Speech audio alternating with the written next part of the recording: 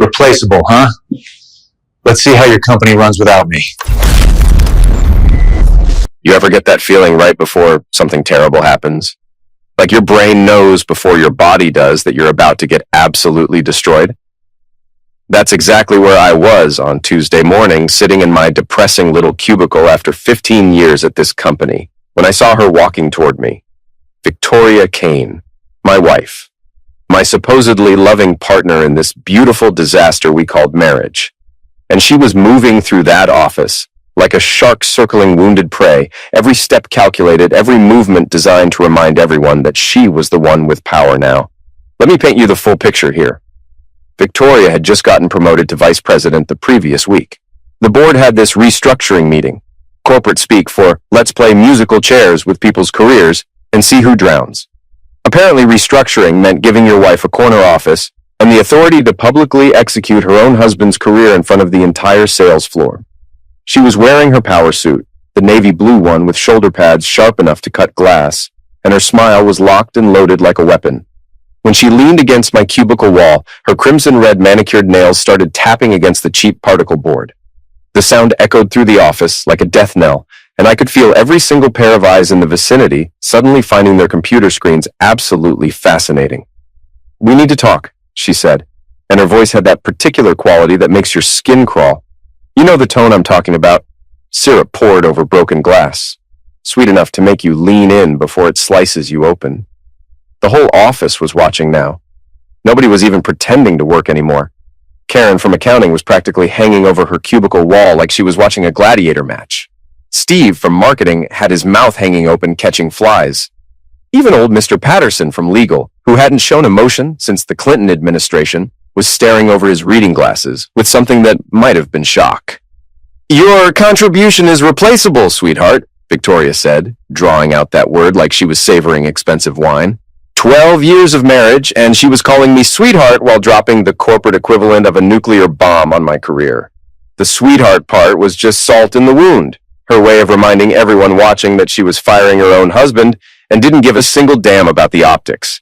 10 minutes later, and I'm timing this because when your life implodes, you start paying attention to details. I was sitting in one of those glass-walled HR conference rooms that make you feel like a fish in a bowl. Pauline from HR slid a severance packet across the table like she was dealing poker, along with a company tote bag, a canvas tote bag.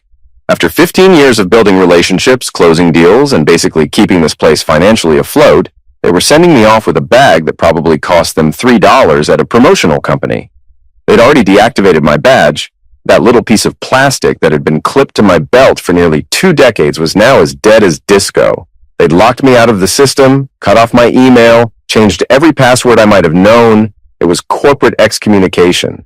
One minute your family, the next your persona non grata with a tote bag and a handshake. But here's what they didn't know. Here's where this story gets interesting.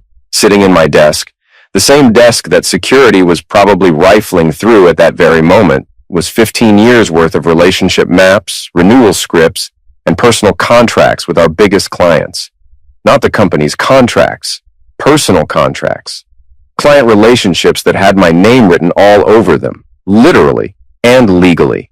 4 of our whale accounts had key person clauses that specifically named me as the required point of contact. Me, personally. Not the company, not my replacement, not some faceless account management team.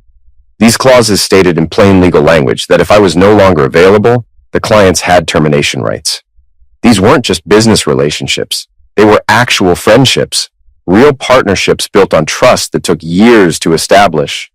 Late-night phone calls when crises hit, birthday cards to clients' kids, showing up when other companies wouldn't. When David Richards over at Richards Manufacturing needed someone to walk him through a supply chain crisis at 2 a.m., he didn't call the company switchboard. He called my personal cell. When Amanda Martinez needed to completely restructure her procurement process, she didn't want some fresh-faced MBA with theoretical knowledge. She wanted someone who understood her business inside and out, someone she trusted. That someone was me. Victoria thought I was going to slink away with my tail between my legs, go home, drink cheap beer while updating my resume, and pretend this whole nightmare was just a bad dream.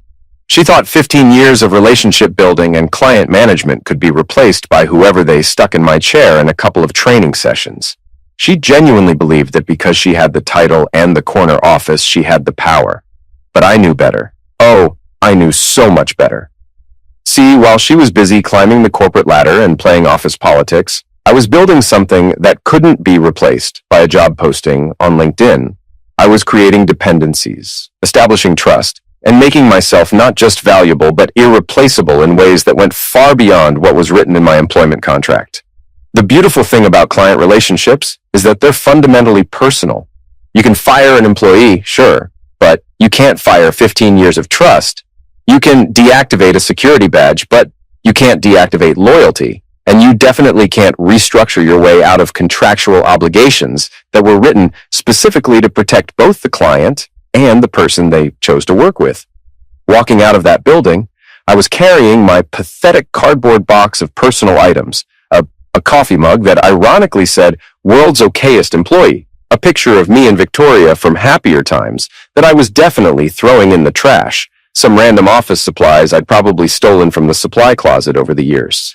But tucked under my arm, pressed against my ribs like it was made of solid gold, was something they had completely forgotten about: the Zenith binder. This wasn't some generic sales manual that HR cooked up during a team-building retreat.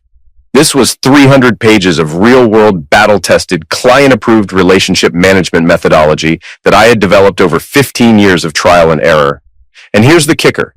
I had never given them ownership of it. I'd been licensing it to the company every single year since I developed it. See, when I first created the Zenith system, I could have just handed it over to the company, called it work for hire, and moved on. But I wasn't born yesterday, and I damn sure wasn't going to let some MBA with a corner office take credit for my life's work. So I did what any smart person would do. I kept the intellectual property rights and licensed it to them annually. Renewable contract, renegotiable terms, and most importantly, revocable if they decided to do something stupid. Guess what just became revocable? I didn't argue with Victoria on my way out. Didn't stop by her new corner office for some dramatic confrontation where I told her exactly what I thought about her leadership style and questionable ethics. Didn't make a scene in the elevator or flip off the building as I walked to my car. Silence is a weapon when you know how to use it, and right now silence was my best friend. The thing most people don't understand about revenge is that the best kind doesn't look like revenge at all. It looks like natural consequences. It looks like the inevitable result of bad decisions made by people who thought they were smarter than they actually were. And the most beautiful part, they do it to themselves while you sit back and watch the show. 2 days. That's all it took for the first domino to fall. And let me tell you, the sound it made was absolutely beautiful. I was sitting in my home office, really just the spare bedroom with a desk I'd bought from IKEA and assembled with the kind of rage that only comes from Swedish furniture instructions, when my phone started buzzing. The caller ID said, Marcus Chen, operations, and I knew this was going to be good. Marcus was one of the few people at the company who still talked to me, mainly because he had the kind of job security that comes from being the only person who actually understands their ancient computer systems. He was like a digital archaeologist. More importantly, Marcus had his finger on the pulse of everything that happened in that building. Mate, he said in his Australian accent the second I picked up, you are not going to believe the absolute crap show that just went down. Marcus told me that Victoria had rolled out her brilliant client retention plan that morning. 1 webinar, 3 mass emails, and a PDF attachment that looked like it was designed by a drunk intern with a grudge against readable fonts.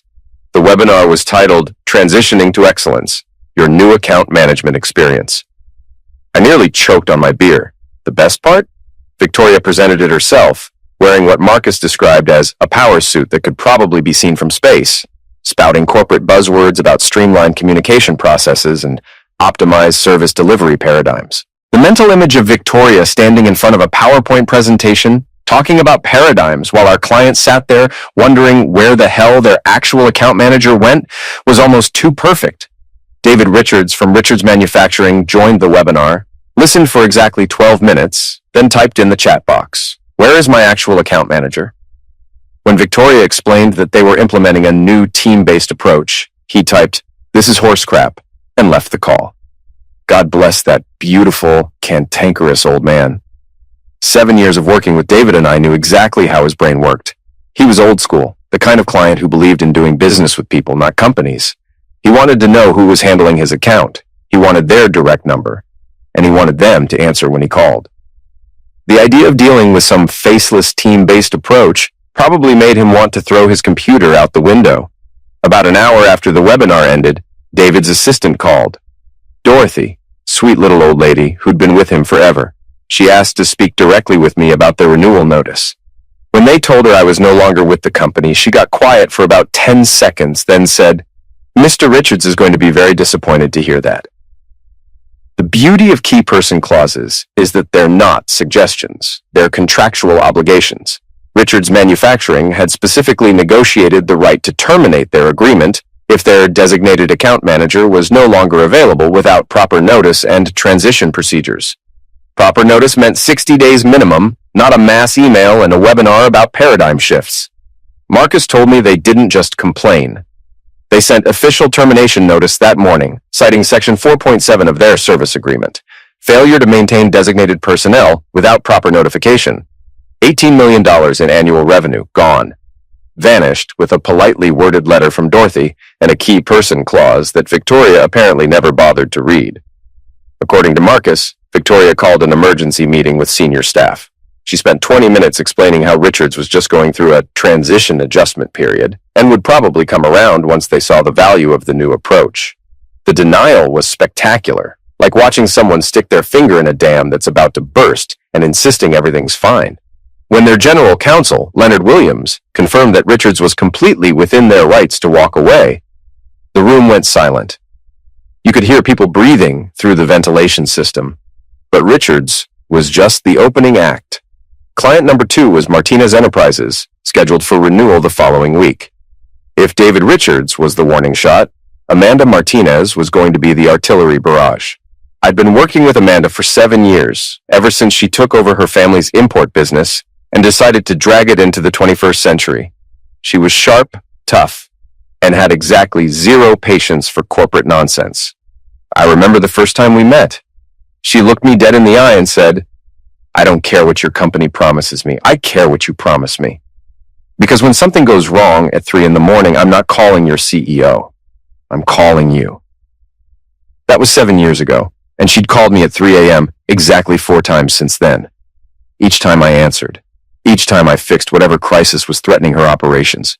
Each time she remembered exactly who showed up when she needed the most. Her key person clause was even more ironclad than Richards. Where David just had termination rights, Amanda had negotiated for immediate cancellation without penalty if her designated account manager was removed without her explicit approval. She'd learned that lesson from a bad experience with a previous vendor. My phone had been buzzing all morning with calls from unknown numbers, probably Martinez Enterprises trying to track me down. When you're Amanda Martinez and you want to talk to someone, you find a way. Amanda didn't even bother with Victoria's webinar. She went straight to her legal team and had them review the service agreement. Her lawyers called the company and informed them that Martinez Enterprises was exercising their immediate termination rights under Section 3.2. No phone call, no negotiation, no opportunity for Victoria to explain her wonderful new approach. Just a polite but firm legal notice that they were done. 18 million more, gone, just like that. But it gets better. Client number 3, Peterson Industries, apparently heard about what happened to Richards and Martinez and decided they didn't want to wait around to see what kind of excellence transition was headed their way. Marcus Peterson, the CEO, was old school, the kind of businessman who believed in getting ahead of problems instead of waiting for them to land on his desk. Marcus called the company directly and asked to speak with me. When they told him I was no longer there, he asked who was taking over my accounts. When they started giving him the same song and dance about team-based approaches and streamlined processes, he cut them off mid-sentence. "Send me the termination paperwork." Just like that.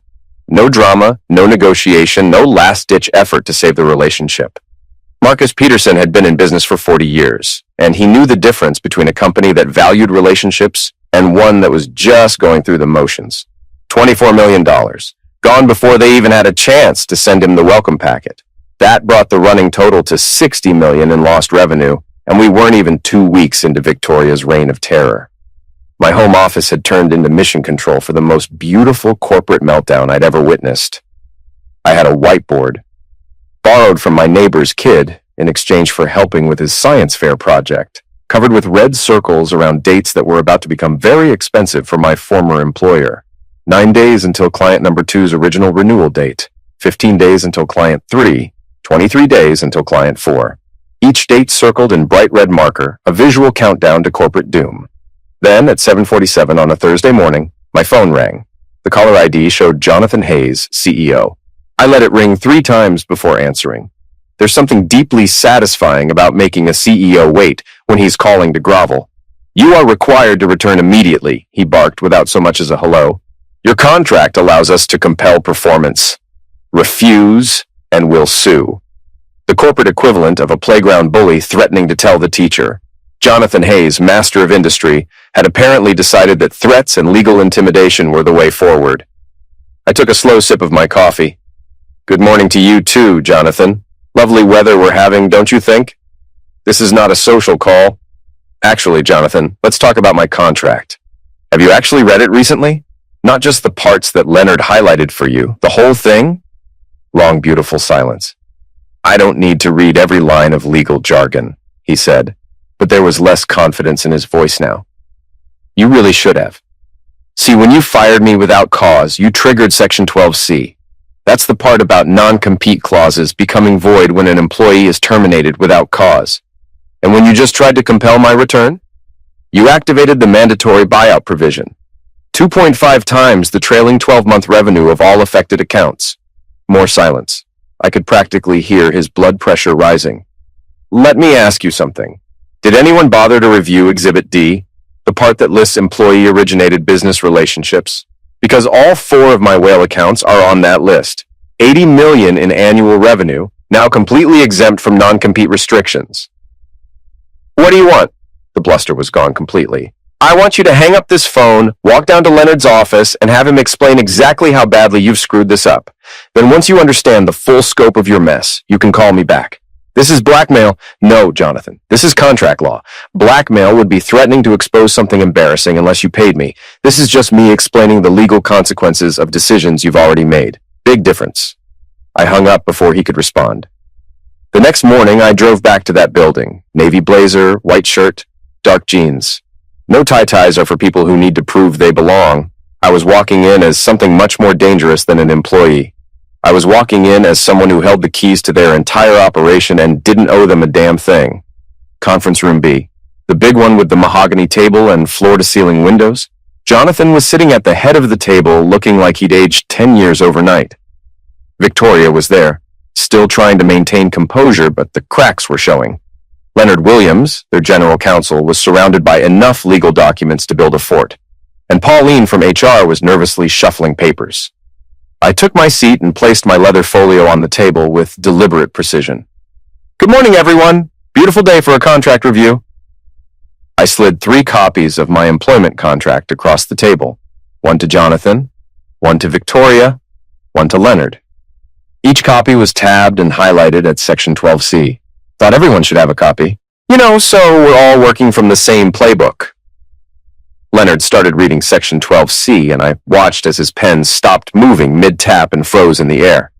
His face went from its usual healthy pink to something approaching the color of day-old oatmeal. "Son of a witch," he muttered under his breath. Section 12C was elegant in its simplicity.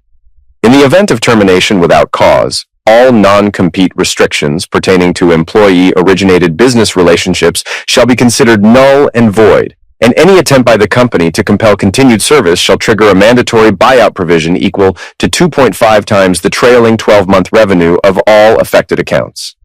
No wiggle room, no subjective interpretation. They fired me without cause check. They attempted to compel my return, double check. The buyout provision was now in effect, but Leonard wasn't done reading. He'd moved on to Exhibit D, which listed the 4 accounts as employee-originated relationships. His pen was moving faster now, probably adding up numbers, and with each calculation, his face got paler. "Jesus Christ," he whispered, staring at the numbers like they were written in a foreign language. "What exactly are we looking at here?" Jonathan asked, hating being left out. Leonard cleared his throat. "When we terminated his employment, we triggered several contractual provisions. The termination voided his non-compete for his primary accounts, and the CEO's attempt to compel his return triggered a buyout provision." "How much?" Jonathan cut to the bottom line. Leonard did quick math on his legal pad. Based on the trailing revenue figures and applying the 2.5 multiplier, we're looking at approximately $200 million. The silence was so complete you could hear a pin drop in the parking lot. Jonathan's face went through several color changes, settling on something resembling an overripe tomato. Victoria's mouth opened and closed without sound. "Of course," I said conversationally. "That's just the buyout provision. We haven't even discussed the Zenith licensing issue yet." That's when hope died in everyone's eyes. Jonathan was already reaching for his phone, fumbling with speed dial. "Get me the CFO. I don't care if he's in a meeting. Get him up here now with the trailing revenue numbers for the past 12 months. While we waited, I pulled out another folder and slid it across to Leonard. "Since we're all getting acquainted with contract language today, you might want to review the Zenith licensing agreements." The Zenith methodology wasn't just some training manual. It was a proprietary system I'd developed over 15 years, the secret sauce that made those 4 major accounts so profitable. And every single year for the past decade, I'd licensed it to the company with specific usage rights and specific termination clauses. Leonard read through the licensing agreement and his face went even paler. The language was crystal clear. Licensed methodology may only be used in connection with accounts managed by the licensee. Upon termination of licensee's employment, all usage rights revert to licensor unless separately negotiated. Unauthorized usage after termination constitutes willful intellectual property infringement and triggers mandatory statutory damages. "When did this licensing agreement expire?" Leonard asked, though from his tone he already knew. "The day I was fired, which means every time someone has used my Zenith scripts, templates, or methodology since then, they've been committing willful intellectual property infringement." That's when Thomas Brennan, the CFO, walked in carrying a laptop and looking like he'd rather be getting a root canal. He started pulling up data, his expression shifting from professional competence to disbelief. Morrison Industries terminated 3 days after the employment action. Annual revenue, $18 million. Martinez Enterprises terminated 5 days later. Also $18 million. Peterson Industries terminated early, $24 million. Blackwell Corporation just sent termination notice this morning, $20 million. Total annual revenue loss, $80 million. Then Thomas scrolled through more data and stopped, staring at his screen. "There's something else. According to system logs, we've been using the Zenith methodology on 17 different accounts since the termination date. Sales scripts, client communication templates, retention protocols, all of it." I pulled out my phone calculator. "Thomas, what's the combined annual revenue for those 17 accounts?" His fingers danced across the keyboard. $140 million. I did the calculation using the statutory damages formula, clearly spelled out in the licensing agreement. Willful intellectual property infringement carried damages of 3 times the licensing fee, calculated as a percentage of revenue generated using the stolen methodology. "Leonard, you might want to add this to your damage assessment. The intellectual property damages come to approximately $150 million. Leonard's pen moved slowly across his legal pad. "So our total exposure is $350 million. The silence was absolute. $350 million wasn't just a lawsuit. It was a corporate extinction event. But I wasn't done. I reached into my folio and pulled out 2 envelopes, placing them in the center of the table. Before we continue down this path of mutual destruction, I thought it might be helpful to discuss some alternatives. I slid the first envelope toward Jonathan. Option A represents what I like to call the everyone wins scenario. A comprehensive consulting agreement that would allow me to return to managing my client relationships while protecting the company from the rather substantial legal exposure we've been discussing. I outlined the terms. $900 per hour, significantly below my normal rate. Minimum commitment of 200 hours, payable in advance. The Zenith licensing agreement reinstated at triple the previous rate. A public acknowledgement of the circumstances that led to this situation, including a formal apology. And finally, Victoria would need to tender her resignation from the VP position, effective immediately. Victoria's carefully maintained composure finally cracked. "You can't be serious. You can't expect me to resign because of some contract technicality." "It's not a technicality, sweetheart," I replied, using the same tone she'd used when firing me. "It's called consequences. You made decisions that put this company in legal jeopardy. Someone has to take responsibility." I placed the second envelope, the thicker one, directly in front of Jonathan. Option B represents what happens if we can't reach an amicable agreement. I pulled out my phone and showed them a text from Marcus. Blackwell Corporation didn't just terminate. They've already signed with Richard's Strategic Partners. That's David Richards' new consulting firm. Martinez Enterprises and Peterson Industries are in advanced negotiations to join them. Richard's Strategic Partners has reached out to me through intermediaries. They're offering equity, full autonomy, and compensation that would make most people think they won the lottery. I opened option B, a detailed invoice for the full $350 million, complete with legal citations, damage calculations, and wire transfer instructions. If we can't reach an agreement through option A, I accept the position with Richard's Strategic Partners. Take my 4 whale clients with me, which is completely legal under the circumstances, and you wire the buyout plus intellectual property damages to my account by 5 p.m. Friday. This is extortion, Victoria said weakly. Leonard shook his head. No, this is exactly what our legal exposure would be if this went to court. If anything, option A is incredibly generous. I stood up and adjusted my blazer. I'll give you 24 hours to decide, but Richard's Strategic Partners wants an answer by Thursday, so don't take too long. As I walked out, I could hear the explosion of voices behind the closing door, shouting, accusations, the sound of people realizing they were passengers on the Titanic and someone had just handed them a bucket. The next day, I got the call. They chose option A. Victoria tendered her resignation that afternoon. The public statement went out the next morning, carefully worded but acknowledging personnel management failures that resulted in the regrettable departure of key relationship managers and subsequent client concerns. I returned as a consultant and spent the next 6 months rebuilding client relationships and stabilizing their accounts. The consulting fees alone came to over $300,000. The Zenith licensing agreement, now at triple the rate, generated another $250,000 annually. But here's the beautiful ending. After those 6 months, I had negotiated a better deal entirely. Richard's Strategic Partners offered me senior partner status with full equity and complete autonomy. 3 of my 4 original clients officially moved to the new firm with me, Richards, Martinez, and Peterson. Blackwell had already made the move. The old company survived barely. They lost about 40% of their market value in the fallout. Several board members resigned. Jonathan Hayes retired 6 months later with a significantly reduced golden parachute. The whole situation became a case study at multiple business schools about the critical importance of client relationships, reading your own contracts, and the devastating cost of treating key personnel as replaceable. As for Victoria, last I heard she took a mid-level position at a smaller competitor. We're divorced now, obviously. The proceedings were quick and professional. She didn't have much leverage to negotiate after the professional disaster she'd created. Turns out, mixing marriage with corporate backstabbing doesn't work out well for anyone involved. The moral of this story? Be very, very careful before you decide someone is replaceable. Sometimes the person you're firing is the only thing holding your entire operation together. And sometimes they've been smart enough to ensure that firing them becomes the most expensive mistake you'll ever make. They thought I was dead weight holding Victoria back from her corporate glory. Turns out I was the anchor keeping them from drifting into the rocks. And when they cut that anchor line without understanding what it was attached to, they learned exactly what happens when hubris meets contract law. $350 million in potential liability, $80 million in actual revenue loss, countless millions in market value and reputation damage. All because someone thought replaceable meant they could replace 15 years of trust with a PowerPoint presentation. I now run the client relationship division at Richard's Strategic Partners. We've grown to 45 major accounts with combined annual revenue exceeding $200 million.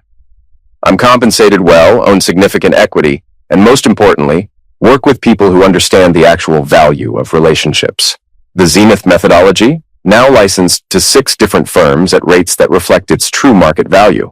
My intellectual property is protected, properly valued, and generating passive income that set up my retirement very comfortably. Every so often, I'll see someone from the old company at an industry conference.